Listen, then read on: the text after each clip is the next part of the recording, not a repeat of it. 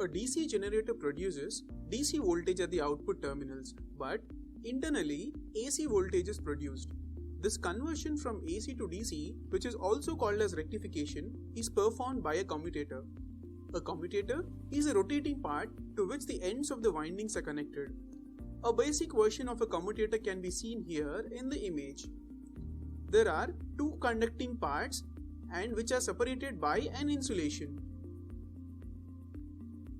Number 1 is the first conductor and number 2 is the second conductor.